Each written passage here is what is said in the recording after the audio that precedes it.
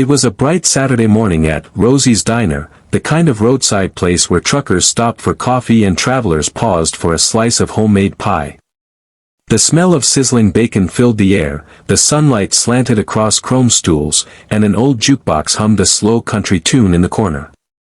But everything changed when the rumble of engines broke through the quiet hum of breakfast chatter, deep, thunderous, like a storm rolling in from the horizon. Heads turned as 6 Hells Angels bikers pulled into the gravel lot, their leather vests flashing the skullwing emblem like a warning sign. Inside, the conversation stopped. Even the coffee pot seemed to hiss quieter. The door swung open, and the leader, a tall man with a silver beard, scars on his knuckles, and a stare that could silence a room, stepped in first. His name was Brick. People whispered it with a mix of respect and fear. No one messed with Brick's crew.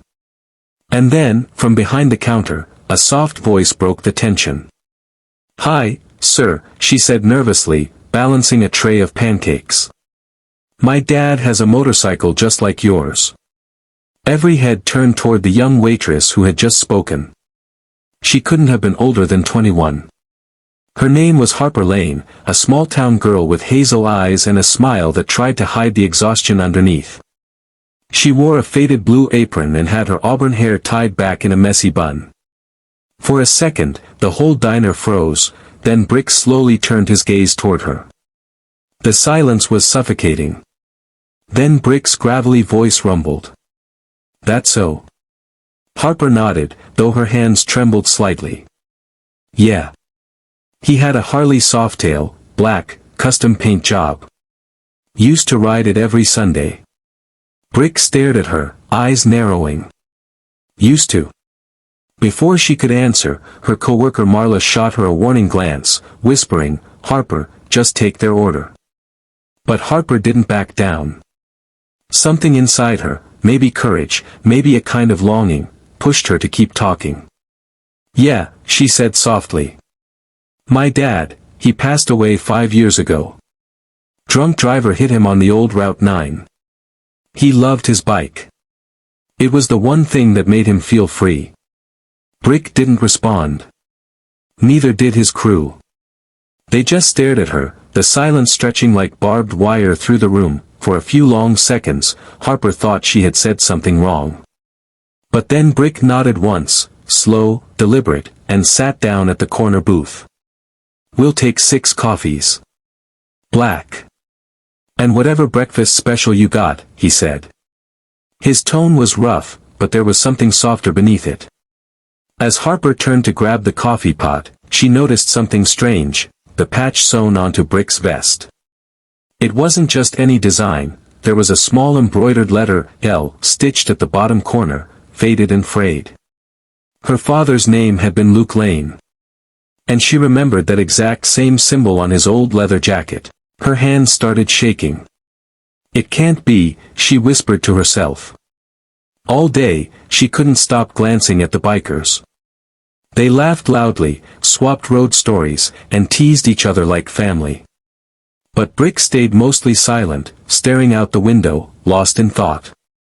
Harper brought them plates of bacon and eggs, and when she set Brick's plate down, she noticed the tattoo on his forearm, a flaming wheel with the initials LL carved beside it. Her heart dropped. When the bikers finally finished their meal and stood to leave, Harper gathered the courage to ask, "Sir, did you know a man named Luke Lane?"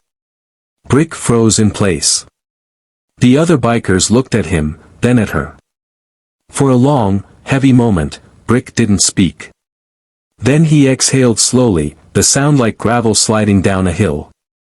"Yeah," he said quietly. "I knew Luke. Rode with him once. A long time ago." Tears welled in Harper's eyes. "He was my dad." The diner went still again. Brick turned, looking at her fully now. The tough mask on his face cracked for the first time. "Luke was your old man," he said. "You sure?" She nodded. "He told me stories about the road, about a man he called Brick Mason.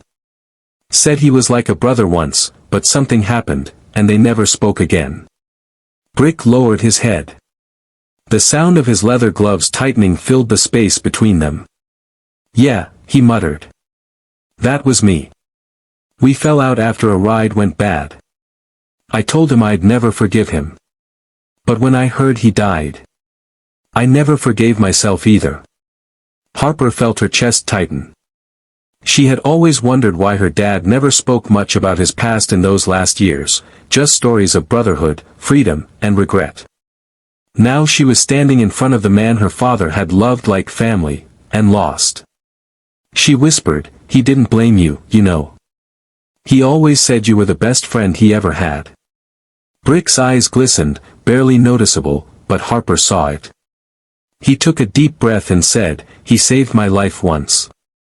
We were riding back from Tucson, and a car swerved in front of us. I froze.